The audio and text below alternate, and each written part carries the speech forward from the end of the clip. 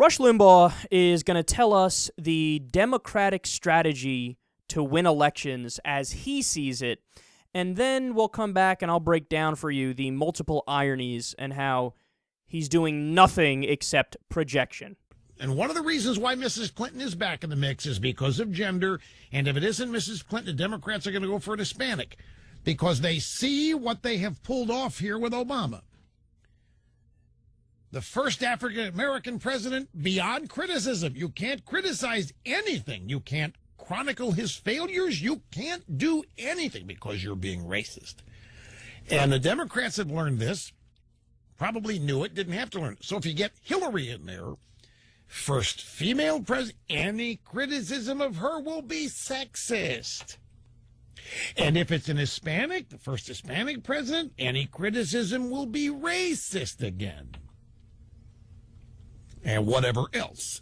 So Democrats pick minorities and women and gays to be the leaders because it gives them an advantage.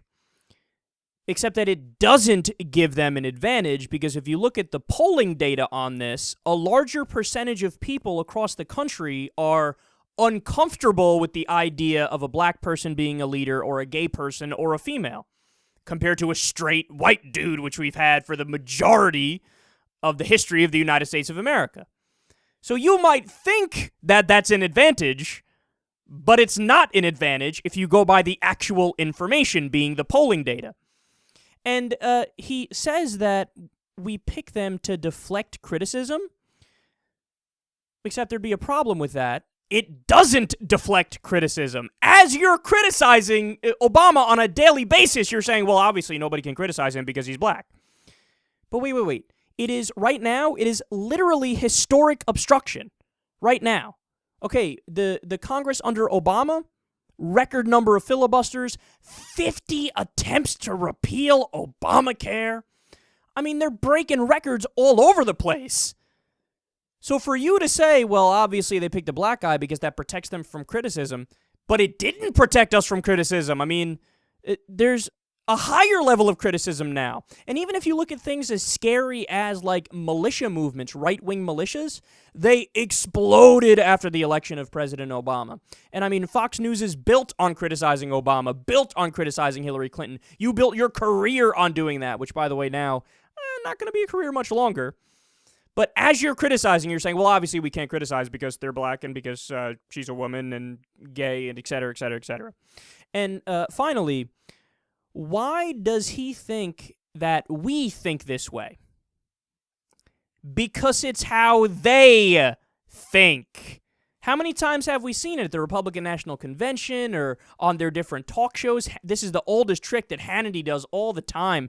Whenever he wants to criticize black people, he brings on a black guy. Whenever he wants to criticize women, he brings on a woman who says, oh, yeah, Sean, you're totally right about everything. Yeah, totally. And it's not sexist because I'm giving you cover, you know? So that's how they think. They always, whenever a Republican, whenever the establishment or the party is pushing forward a black Republican to be a leader or a female Republican to be a leader, their thinking is, fuck, man, we need to appear like we're not racist and we're not sexist and we want to, deflect criticism, so we will use a black person or a gay person or whatever. And when everybody knows that when you actually look at the policies, their policies are totally against, minority communities and women and gays, et cetera, et cetera. And then the final point I'll make here is, look, is it true that there are times when some people on the left go overboard with crying racism or crying sexism? I definitely think that's true, which is why I always talk about on the show, whenever we have a conversation about, stuff like that, only bring up racism or sexism when you can prove it in a concrete way, like where anybody could point it and say, okay, that's fucking racist, like Cliven Bundy, okay, or Donald Sterling. I mean, maybe there's a handful of fucking morons who say that's not racist, but you have to be, the elevator doesn't go to the top floor. You don't have the proper neurons and synapses or whatever firing into your brain if you actually believe that. So I agree that sometimes it's abused. But here's the thing.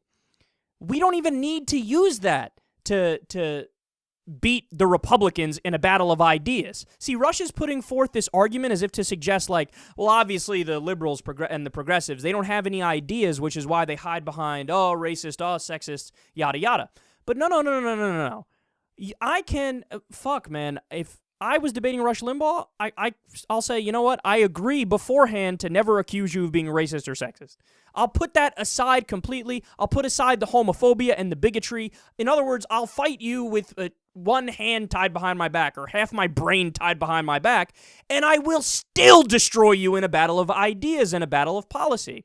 He acts like obviously Republican policies are right and these liberals can't stand toe-to-toe to us, so they hide behind racism and sexism. No. What happened the last time that you guys got, all your policies implemented? What happened? Oh, that's right. We had the subprime mortgage crisis, the Great Recession, and 2 wars that everybody fucking hates. So whenever your ideas are implemented, fucking poverty rises, the middle class gets demolished, on social issues we're beyond backwards. There's no freedom. Our freedoms are taken away in the sense of substances, reproductive rights, I mean, you name it.